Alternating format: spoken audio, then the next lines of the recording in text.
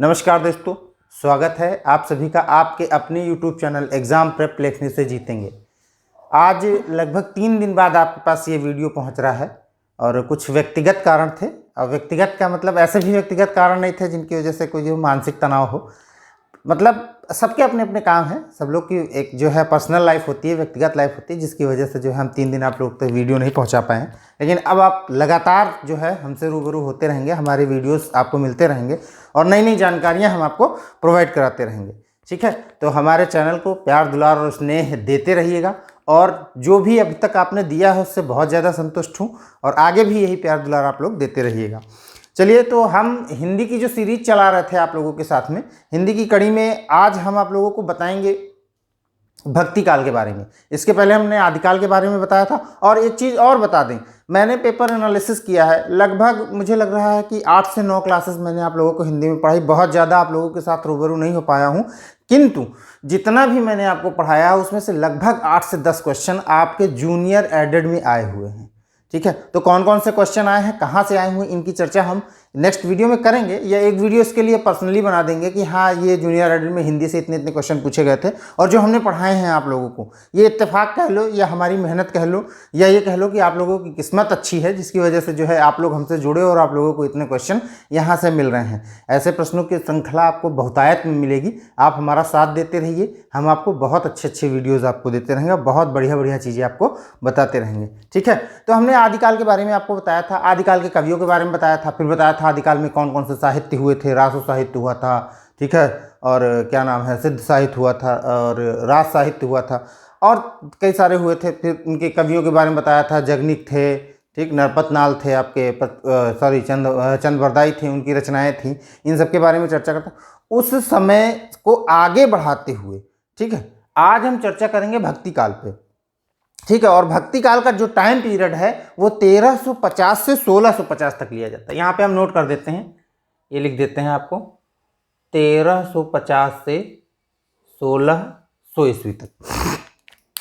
अब एक चीज और जान लीजिए कि भक्ति काल को जो है 2 भागों में डिवाइड किया गया, एक सगुण भक्ति और एक निर्गुण भक्ति। ये सगुण भक्ति और निर्गुण भक्ति में क्या अंतर है? सगुण भक्ति में जो जिन लोगों को अभी तक हम लोग मानते चले आ रहे हैं, ठीक है, कि ये हमारे प्रभु श्री राम हैं, ये हमारे भगवान श्री कृष्ण हैं, और जो अवतरित हुए, कहा जाता है ऐसा, पुरातन जो हमारे ग्रंथ हैं उनमें सब में लिखा हुआ है कि हमारे जो भगवान विष्णु हैं उन्होंने समय समय पर जो है अवतार लिए। तो उन्हीं अवतार को, यानी साक्षात किसी मूर्ति की या किसी देव की या किसी देवी की पूजा करने को सगुण भक्ति कहा जाता है। सीधी सी आप बात समझिए। ठीक है, और निर्गुण भक्ति में किसी भी देव देवी कुछ नहीं। उन्होंने कहा कि जो कुछ हवा है, ठीक है, जो दिखाई नहीं दे रहा है, वही सब कुछ जो है हमारे भगवान है, वही सब कुछ है, वही सब सारी चीज़ें हैं, वही प्रकृति की संरचना करते हैं, वही प्रकृति का पालन पोषण कर रहे हैं। और उन्हीं पे जो है ये लोग जो कविताएं लिखते थे, इन अपने अपने जो है विचार प्रकट करते थे। अब सगुण भक्ति में 2 शाखाएं हो गई, एक राम भक्ति की शाखा हो गई जिसे रामाश्रयी शाखा भी कहा जाता है, ये देखो लिखा हुआ है यहाँ पे, और दूसरी कृष्ण भक्ति की शाखा हो गई जिसे कृष्णाश्रयी शाखा भी कहा जाता है। तो आप समझ लीजिए, जैसा नाम वैसा काम। राम भक्ति की शाखा यानी भगवान राम को पूजने वाले, विष्णु भगवान के राम अवतार को पूजने वाले लोग, जो उनकी पूजा करते थे, जो उन पर जो है आसक्त थे, उनको जिनका उनसे स्नेह था, वो लोग जो है राम भक्ति की शाखा के थे। और जो लोग कृष्ण से जिनका स्नेह था, उन पर आसक्त थे, वो लोग कृष्ण भक्ति की शाखा यानी कृष्णाश्रय शाखा के लोग थे। ठीक है, तो आप देखते चलिएगा। सबसे पहले हम सगुण भक्ति की चर्चा कर लेते हैं, उसके बाद निर्गुण भक्ति पे आएंगे। निर्गुण भक्ति में भी जान लीजिए 2 शाखाएं निर्गुण भक्ति की भी हैं, एक ज्ञानाश्रयी शाखा है और दूसरी प्रेमाश्रयी शाखा है। तो ज्ञानाश्रयी शाखा जो थी उसमें ज्ञान की बातें बताई जाती थी कि जो है कैसे दूसरे लोगों को संस्कार दिए जाते थे, कि कैसे बड़ों का आदर करना चाहिए, कैसे सम्मान करना चाहिए, गुरुओं का सम्मान कैसे करना चाहिए। गुरु ही देवता होते हैं, सारी चीज़ें होती, प्रकृति में जो चीज़ें हैं विद्यमान हैं उन पर उनकी पूजा करनी चाहिए, वही सब कुछ होते हैं। तो आदर सम्मान इन सबको लेके ज्ञान देना यानी उपदेश देना, जो उपदेश वाली बातें थी वो ज्ञानाश्रयी शाखा के अंतर्गत आई। और उसके बाद प्रेमाश्रयी शाखा जो है श्रृंगार का जो है महत्व दिया उन्होंने बताया इन सब चीज़ों में कि हमारे प्रभु श्री राम कैसे, हमारी जो प्रकृति है ज्ञानाश्रयी शाखा यानी निर्गुण भक्ति के जो भगवान हैं वो कैसे हैं, उनका भी श्रृंगार होता रहा होगा, उन पे जो है चर्चा की गई। तो सबसे पहले हम सगुण भक्ति की शाखा जो है उसमें चर्चा कर लेते हैं। ठीक है, तो सगुण भक्ति की जो शाखा है उसमें चर्चा करते करते हम सर्वप्रथम राम भक्ति की शाखा की बात करते हैं। ठीक, राम भक्ति की शाखा की जब बात करेंगे तो राम भक्ति की जो शाखा है उसके जो कवि हैं मुख्य रूप से, अब देख लो ये चीज़ आप लोग को स्वतः ज्ञान हो जाना चाहिए इस चीज़ का कि अगर राम की बात कर रहे हैं और तुलसी को न पूछा जाए, असंभव सी चीज़ है ये। ठीक है, यानी तुलसीदास जी तो समझ लो कि एक प्रकार से जैसे कहा जाता है कि संस्कृत के सबसे प्रथम कवि वाल्मीकि हैं, ठीक है, वैसे ही तुलसीदास जी हिंदी के सबसे प्रथम कवि कह सकते हो उनको। ये कह सकते हो कि उन्होंने काव्य को एक नई जो है ऊंचाइयां दी थी। और राम भक्ति की बात हो, रामाश्रय शाखा की बात हो, तुलसी जी की बात ना हो, क्यों? क्योंकि सबसे ज़्यादा स्नेह तो तुलसीदास जी ने ही किया। इतना बड़ा ग्रंथ रामचरितमानस लिख दिया उन्होंने, वो एक अलग चीज़ है कि उन्होंने जो है वाल्मीकि से प्रेरित होकर लिखा था, कैसे भी लिखा था। ठीक है, तो आप समझ लीजिए तुलसीदास को रामाश्रय शाखा और भक्ति काल का सबसे बड़ा कवि माना जाता है, श्रेष्ठ कवि माना जाता है। ठीक है, तो आप समझिए राम भक्ति की शाखा के रामानंद, रामानंद की दो चीजें मिलती हैं, एक राम आरती और दूसरा राम रक्षा स्तोत्र। ये रचनाएं हैं इनकी। ठीक है, और इन्हीं रचनाओं पर चर्चा करते हुए हम आगे बढ़ेंगे। फिर दूसरे अग्रदास से कवि हुए, वो भी रामाश्रय शाखा के थे। ठीक है, ध्यान मंजरी, अष्टयाम और राम भजन मंजरी, इनकी जो है ये 3 रचनाएं थी। ध्यान मंजरी, अष्टयाम 2 अलग अलग हैं, यहाँ पे आप कामा लगा सकते हैं। उसके बाद में हमने बताया कि भाई तुलसी के बिना तो रामाश्रय शाखा अधूरी है। क्यों? क्योंकि तुलसीदास तो राम के सबसे बड़े स्नेही थे, सबसे बड़े जो है आसक्त तुलसीदास ही थे, बहुत बड़े भक्त थे राम जी के।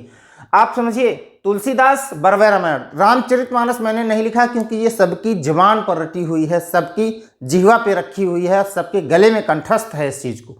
ठीक है, तो कि रामचरितमानस आंख बंद करके भी कोई अपने यहाँ का कहीं का हिंदुस्तान का कहीं का भी बच्चा हो तो बता देगा हाँ तुलसीदास नहीं लिखा रामचरितमानस।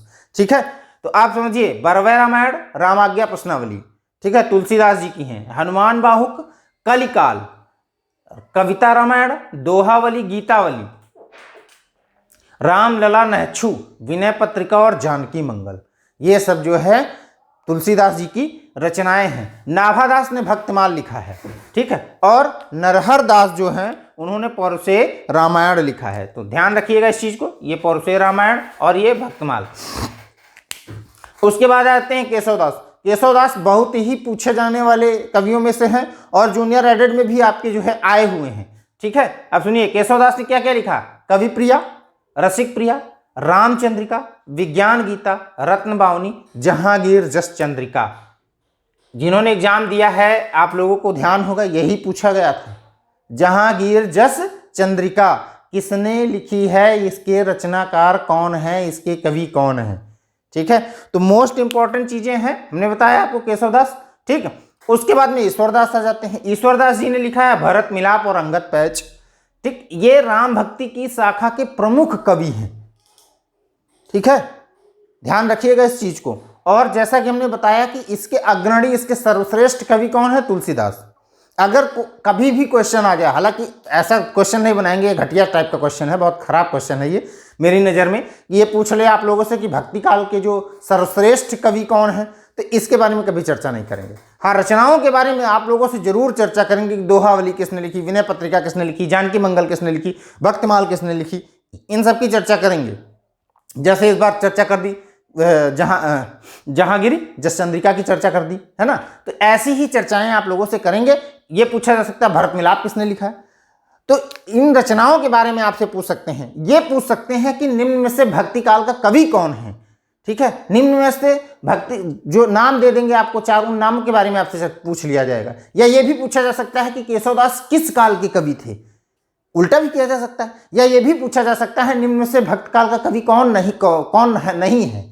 ठीक है, आजकल तो क्वेश्चन ऐसे भी बनने लगे, तो ये चीजें आपसे पूछी जा सकती है, लेकिन ये आपसे कभी नहीं पूछा जाएगा कि सर्वश्रेष्ठ कवि कौन है। हालांकि सर्वश्रेष्ठ कवि तुलसीदास ही है, इस पर कोई संशय नहीं है, कोई शक नहीं है। ठीक है, यहां तक किसी को कोई समस्या, कोई परेशानी मेरे हिसाब से नहीं होनी चाहिए, क्योंकि इतना सरल तरीके से मैंने जो है यहाँ पे लिखा भी है और आपको समझा भी रहा हूँ, चीजों को बता भी रहा हूँ। ठीक है, अब जैसे नरहरिदास हैं, नरहरिदास ने पौरुषेय रामायण लिखी। ठीक, तो बस यही आपसे पूछा जाएगा कि पौरुषेय रामायण के रचनाकार कौन है, तो नरहरिदास आप लोगों को लगा के आना है। ठीक है, एक बार फिर से रिपीट करते थे, रामानंद लेखक हुए हैं। ठीक है, रामानंद की रचनाएं हैं राम आरती, राम रक्षा स्तोत्र है। ठीक है, और अग्रदास की ध्यान मंजरी, अष्टयाम, राम भजन मंजरी, ये अग्रदास की हैं। तुलसीदास सबसे ज्यादा इन्होंने लिखी है भरभय रामायण, रामाज्ञा प्रश्नावली, हनुमान बाहुक, कलिकाल, कविता रामायण, दोहावली, गीतावली, रामलला, नैक्षु, विनय पत्रिका, जानकी मंगल और रामचरित मानस। ठीक है, यहां तक बात क्लियर। नाभादास ने भक्तमाल लिखा है, नरहर दास ने परुषे रामायण लिखा है, केशव दास ने कवि प्रिया, रसिक प्रिया, रामचंद्रिका, यहाँ पे देखो आ की मात्रा हमने नहीं लगाई है, ठीक है, इसको शुद्ध कर देते हैं। ठीक, तो ये क्या हो गया, रामचंद्रिका, विज्ञान गीता, रत्न बावनी, जहांगीर, जस चंद्रिका, ये पूछा गया है इसलिए इस पे हमने टिक कर दिया आपसे। ईश्वरदास ने लिखा भरत मिलाप, अंगद पैज, ये दो ईश्वरदास की रचनाएं हैं। इसी क्रम में आगे बढ़ते हुए अब हम कृष्ण भक्ति की शाखा के बारे में चर्चा करेंगे। कृष्ण भक्ति की शाखा, हमने बताया आपको कि जिन्होंने कृष्ण के बारे में गुणगान किया, ठीक है, वो कृष्ण भक्ति की शाखा के कवि कहलाए। ठीक, और इसके आप जान लीजिए, समझ लीजिए, एक चीज और जान लीजिए, जो भक्ति काल है, इस भक्ति काल की जो मुख्य भाषा थी वो आपकी कौन सी भाषा थी, याद है आप लोगों को, पता है कि नहीं पता है, ब्रज भाषा। ठीक, भक्ति काल की कौन सी भाषा है, ये भाषा की बात कर रहे हैं, कौन सी भाषा है, ब्रज भाषा है। तो सारे लगभग से लगभग ज्यादा से ज्यादा ग्रंथ जो हैं वो ब्रज भाषा में लिखे गए। अब अगर कृष्ण की बात हो और सूर की ना हो, ये असंभव सी बात है। मीराबाई की बात ना हो, ये भी असंभव, क्योंकि मीरा तो मतलब जग जाहिर उन्होंने प्रेम कर दिया अपना। उन्होंने कहा कि मैं दूसरी उनकी प्रेमिका हूं। राधा के बाद अगर जो किसी का नंबर आता है तो उन्होंने कहा कि मैं मीरा हूं, मीरा का नंबर आता है। यानी वो पागल हो गई थी, एक राजघराने से जो है संबंध रखती थी और राजघराने से उन्होंने जो है अपने आप को त्याग दिया और जो है मंदिरों मंदिरों में चक्कर लगाने लगी, मथुरा में आके, वृंदावन में आके यहाँ पे रहने लगी। कृष्ण के लिए इतनी ज़्यादा दीवानी हो गई थी मीराबाई। ठीक है, तो सूरदास ने सूरसागर, सूरसारावली, साहित्य लहरी और भ्रमर गीत सूरसागर का संकलित अंश है, इस बात को याद रखिएगा। ठीक है, इसके बाद मीरा जी की बात करते हैं, मीराबाई, नरसिंह जी का मायरा, ठीक है, गीत गोविंद की टीका, राम गोविंद, राम सोरठा के पदी, ठीक है, ये सारी चीजें। अब एक चीज ध्यान दीजिएगा, यहां पे लिखा हुआ है गीत गोविंद टीका।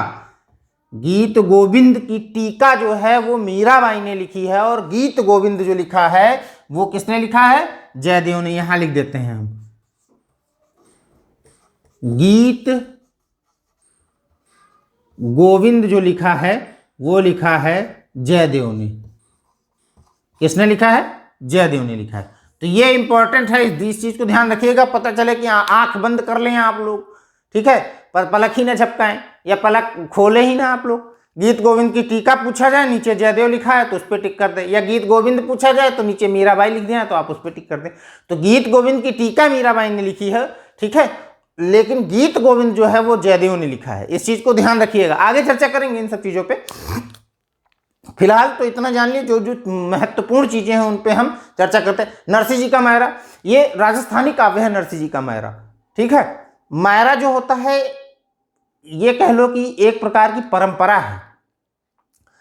नरसिंह जी का मायरा जो है एक प्रकार की परंपरा है कि जो जब किसी भी बालिका या लड़की की शादी होती है, उसका विवाह होता है, तो उस विवाह के दौरान जो है उसके ननिहाल से, यानी उसकी माता के पक्ष की तरफ से, यानी माता उसके नाना नानी की तरफ से, वहां से जो खुशी खुशी जो चीज सामान उस लड़की को दान किया जाता है, गिफ्ट किया जाता है, आज के समय में ये कह लो कि गिफ्ट किया जाता है, वो जो होता है मायरा होता है। और नरसिंह जी का मायरा इसी टाइप की कुछ कविता है, राजस्थानी काव्य है, ठीक है, कभी मौका मिलेगा तो आप लोगों को सुना देंगे थोड़ा बहुत।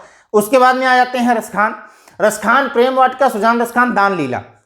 ये टिप्स पे होनी चाहिए, जवान पे होनी चाहिए। क्या क्या, प्रेम वाटिका, ठीक है, सुजान रसखान, दान लीला, प्रेम वाटिका, सुजान रसखान, दान लीला, याद कर लो, आराम से याद हो जाएगी। और शॉर्ट ट्रिक फॉर्ट ट्रिक के चक्कर में मत पड़िएगा, शॉर्ट ट्रिक फॉर्ट ट्रिक कुछ नहीं होती, जितना आप पढ़ेंगे उतना याद हो जाएगी, ठीक है। रहीम की लिखित कोई रचना नहीं प्राप्त होती है, बस रहीम के पद मिलते हैं, उन्हीं पदों को कहा जाता है कि ये जो है भगवान श्री कृष्ण के बारे में इन्होंने पद कहे हैं, तो वही पद लिख गए, तो इनको जो है यहाँ पे रख दिया गया।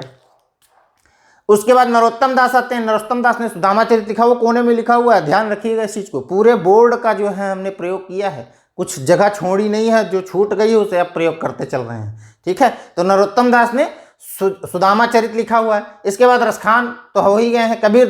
कबीरदास एक ऐसे कवि हैं ठीक है, इनको इसमें भी रखा जाता है, इनको रीतिकाल में भी रखा जाता है। तो ध्यान दीजिएगा, ये कुछ ऐसे कवि मिलेंगे, जैसे अभी आपको केशवदास यहाँ पे मिले हैं, तो केशवदास आपको रीतिकाल में भी मिलेंगे। ठीक, ऐसे कवि हैं कुछ जो रीति काल में भी हैं और भक्ति काल में है। क्यों? क्योंकि ये समय था उस समय कि भाई रीति काल में थे, सॉरी भक्ति काल में थे, उसके बाद में वो काल खत्म हो गया, रीति काल शुरू हो गया, तो उन्होंने समय के हिसाब से अपनी कविताओं को रचना शुरू कर दिया। उसी हिसाब से जो है काल का यानी विभाजन हो गया है साहित्य का, और वही यहाँ पे भी आ गए। तो कबीरदास को वाणी का डिक्टेटर कहा जाता है।